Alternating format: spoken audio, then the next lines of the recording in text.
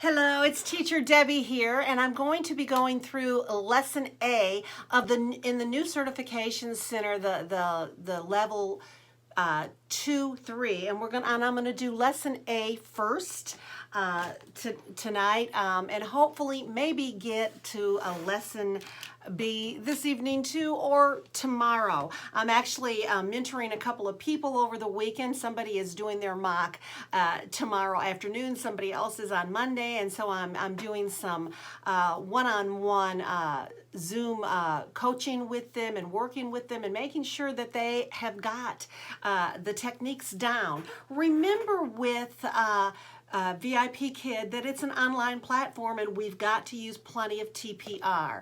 And TPR are those things we do while we're teaching, so to convey our meaning to our students. So we have our instructional TPR. When I'm talking and I want a child to listen to me, I'll put my finger here or touch my chin and I speak. When I want them to repeat the word, I just hold my hand up behind my ear. When I'm wanting them to make a sentence or to extend a thought, I will often say it in a sentence, but I will do this so they know I'm wanting it to be a sentence, a complete sentence. And that's just something I do. Asking their age, I'm gonna maybe use my fingers. I'm gonna do those kind of things to help them understand what I'm asking. If I'm asking a question, I'm gonna act like I'm asking a question. I'm confused, what? And then we also do the educational TPR where we're demonstrating. If we're showing them how to fly a kite, I may have a kite I pretend I'm flying, but I may just do this and act like flying a kite. Fly a kite, whatever I'm doing. or throw a ball. I'm going to pretend like I'm throwing a ball and not necessarily throw the ball, although I will be using a ball too. You want to have several kinds of props for this. So you're going to have your TPR, your educational and your instructional, plus you're going to have maybe a magnetic board. I will show you how I will do one of the slides I don't even use the slide, I use my magnet board. I will also be using a chart, and if you're my referral, I can send you some things to help you create some of these things. When I'm teaching verb conjugations, I will have, a doll. I will have also props, prizes I'm going to be using with the kids that they're real instead of just that pretend slide where they don't get to really see anything, but we will use that slide. So you want to have at least 3 different types of props. So think of a whiteboard, think of a chart, think of realia, which would be like a real doll, a real ball. Think of your puppets that you might be using, like Mike and Meg puppets. So think of these things as you're preparing for your classes, and make sure that you've got the different types of props to use.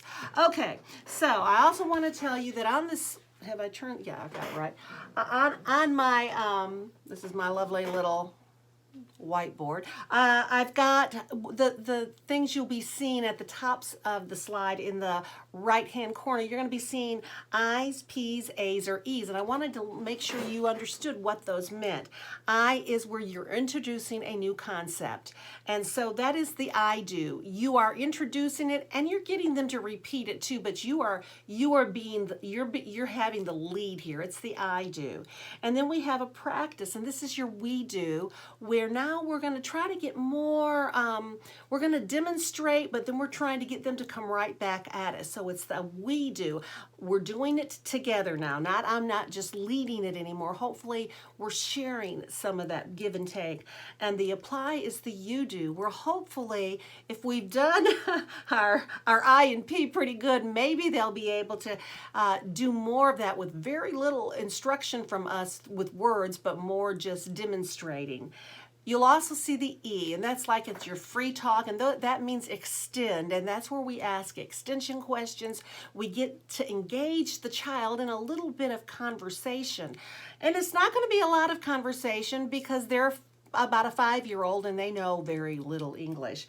A little bit, but very little. this level, we want to have 50-50 talk, okay? So it's 50% teacher, 50% student.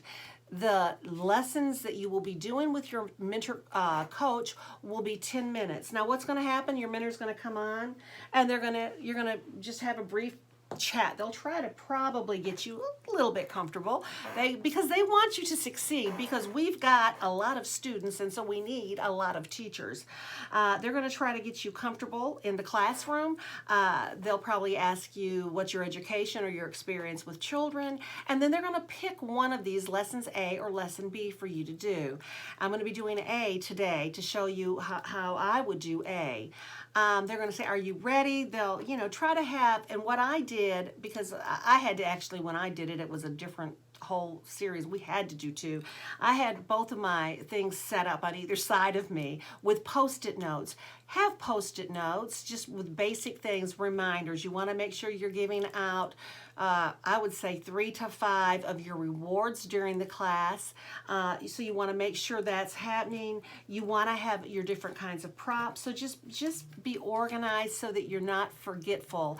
Those key words, those key sentences, frames that you need to teach, make sure you've written them maybe on your Post-it notes and you've stuck them at the bottom of your computer screen so that you're not like looking around like I'm looking over here at my iPad to see what slide I'll be doing. And so I'm going to just go through this. I'll be pausing and explaining some of the things I do. Remember, you may not do everything I do. You may be watching some of the other great VIPKid mentor coaches and referring teachers out there and get ideas from them. But it's got to be what you're comfortable with doing. So remember, it's still, you have a particular teaching style, but you're going to be augmenting that to your students' needs. You're going to be meeting their needs. So you may be changing some things, and sometimes we think on the fly, but for this, kind of planned out, have a couple of scenarios going on in your head. Well, what if they say this? And we'll talk about that too. So you come into this class and there's A. You're going to skip through that letter A. You're going to skip through my friends and I, my toys, where it's a little note to the students. You're not going to even stop there. The first thing you're going to stop is, and that's the only thing I'm going to show you, is this slide. And that's where that's your introduction slide. That's where you're just building that nice warm relationship with that student to make that little person comfortable in your classroom. And so how I would do this is I would say, hello, I'm Teacher Debbie. Teacher Debbie. Yes, Debbie. What's your name? Michael. Nice to meet you. My name's Michael. Yes, good job, Michael. High five. Michael, how old are you? 5? I'm 5 years old. Wow. That's a good extension question. Or I might have said, Michael, are you happy or sad? Happy? I'm happy. Wow, I'm happy too. Good job, Michael. And then I would say, are you ready? Let's go. And I'd move on. Now you're on the reward slide. All I'm going to use this slide for is to teach that drag and drop feature. And then I'm going to introduce the reward I'm going to use to save much time in my real classes and in this coaching session with your certification mock. So I'm going to introduce my reward and I'm going to have them learn how to drag and drop on this slide. So I might pick up a ball and go, ball, drag and drop. And I'm going to move the ball on the slide myself. I'm going to put one of those balls, I'm going to kind of dance it around and drop it in that basket. And then I'm going to say drag and drop. may pick up my thing, go drag and drop. May pick up my phone, drag and drop. Wow, great job. And let them drag a couple of toys there. You know, and I may have to show them a couple of times. I can always restore the slide if I need to. You don't want to spend too much time here. You want this one to be a faster slide. Then I'm going to say, when you do a good job, you're going to get the Incredibles. The Incredibles. Yay. Good job, Michael. Good job. Yay. And I'm going to put him down, and I'm going to go to the next slide. See, that hopefully maybe 30 seconds, 35, 40 at the top. You don't want to have spent a lot of time on that slide. Now, we have to teach on this next slide the word ball. It is an introduction slide, so you're introducing a brand new word to them, ball. And the sentence, she plays with a ball. That's all we're going to teach. So here's how I would do it. I would circle the word ball, and I would pick up my ball, and I would say, ball. Ball. Ball. Yes. Now I'm going to circle the girl, and I'm going to pick up either a doll or one of my Meg puppets, and I'm going to hold that like that and go underlining she plays with the ball, and I'm going to say she plays with a ball. And then I'm going to do it again. She plays with a ball. Wow, good job. You get an Incredible. And I would probably say her name, which is, I don't remember, Edna. You get Edna. Wow, good job. Now I'm going to move on. I've got them to say the word at least twice, preferably 3 times. Different tonal voices. I may yell it. I may whisper it. I may almost sing it. Ball, ball, ball, ball. Because studies have shown that when we go say the highs and the lows and the quiet and the softs, that helps people remember the word. So we try to say it in a couple of different tones to be more interesting and not ball, ball, ball. That's boring to anybody. Okay, and you've also got them to say the sentence at least twice. Move on to the next slide. Now, what we have to do, this is a practice, okay? So it's going to be that we do. This is a we do slide. I'm going to do it. They're going to do it back with me. We're going to go back and forth with this one. What we need to get them to say is the sentence is he plays with a, she plays with a. And so I'm not going to ask the question first. Some people do. I find that confusing for the students. So I'm going to circle the boy with the ball, and I'm going to say, he plays with a, yes, he plays with a ball. Good job. Then I'm going to grab my dino, and I'm going to say, what does he play with? And I've circled the boy, and I've circled now the whole sentence frame. He plays with a ball. I'm going to answer. And I'm going to do this. Okay, now, Dino's going to ask them, what does he play with? Circle. You might have cleared your slide at this point and just now recircled he plays with a ball, okay? Ask the kid, what does he play with?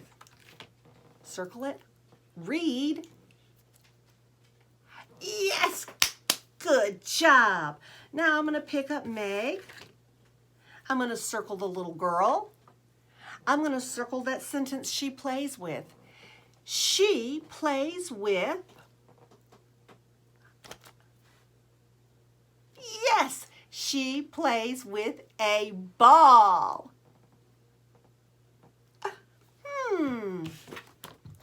What does she play with? She plays with a ball. Then ask them, What does she play with? wow, great job. High five. Fist bump if it's a boy. Boom. Good job. Move on. Notice I didn't give a reward that time, but they've so far gotten 2, and I gave verbal praise. Give lots of verbal praise. The children need to know that you think that they're doing a good job, so they'll keep speaking to you during class. Let me grab a drink. Now we're going to do the applied. That is, hopefully, remember, it's going to be more student-led, and they don't have to do a lot here. We want them to at least say the word, and I'm going to extend that and get them to say a sentence. So I'm going to circle the boy who's standing on the ball, and I'm going to wiggle that soccer ball a little bit with my mouse so they'll see it, and I'm going to say, what does he play with? I've circled it as I'm asking. Ball. Yes. Drag and drop. Yes, he plays with a ball. Plays. Yes. Now I'm going to circle the boy with the kite. And I'm going to pick up a kite. What does he play with? Kite. Good job. He plays with a kite. Yes. Wow. High five. Circle the guy who's spinning the basketball around on his finger. I'm going to ask again, what does he play with? I'm going to pick up a ball. Drag and drop. Yes. And they might by now say he plays with a ball, because I'm going to go. If they say ball, I'm going to go. Yes, good job. Here I'm going to probably give another reward. Wow, you get Violet. Wow. Good job, Michael. And I'm going to move on to the next slide. Now we are teaching the verb throw. And specifically, we want them to say she throws and they throw. Here's where I grab my little handy dandy chart of some sort. You might just write this on a whiteboard, but I have this I use in class, so I'm going to use it for this. And I'm going to say, I'm going to circle the word throw and go, throw. Throw. Yes, throw. Good job. And now I'm going to do this. I throw. You throw. He throws. She throws. They throw. We throw. It throws. Good job. Now, I'm going to circle the girl who's throwing a bouquet of flowers. And I'm going to say, she throws. Yes, she throws. Now I'm going to pick up my mic and my mag, and I'm going to circle that picture that it's graduation caps being thrown up in the air. Really bad picture. So I'm going to pick up them and I'm going to go, they throw. Yes.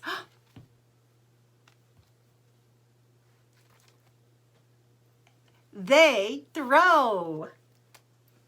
Very good. Now, I'm going to high five them. I'm going to move on. And my next slide is he throws. And I want them, the thing I want them to do is to read the sentence, he throws, And I want them to circle the picture of the football player throwing his ball. So here I may say, who throws? And I am now going to circle the sentence, he throws. Yes, circle, he throws. Yes, wow, great job, high five. Now, if they had circled the wrong picture, maybe the one with the guy with the ball, and it said go, he throws, he throws. And I sometimes in class I'll say, try again, he throws. And I would pick up Mike. Wow, he throws. Yes, good job. Because they may answer it wrong. They may also leave off the S. If they do, grab your chart and point, go, he throws. Yes, you want to make sure they're saying that S. So be listening for those mistakes, okay? And don't go, oh, you said it wrong. No, no, no. Just pick it up and go and say it correct. Don't tell them what they did wrong. Simply say it in a correct way. Make sure they're getting the S. Make sure they're using the right conjugation. Now, we have the applied here. Okay, so now they're supposed to show what they know. And the verbs we've got, again, are the throw and throws. And we're gonna be doing the she throws, I throw, he throws. So I'm going to pick up my little cheat sheet because it's really not cheating, I don't think, because they're just learning with all of them there. And I'm going to start with, I'm going to read the words throw, throws, or I'm going to let them read them. And I'm going to circle that and say, she,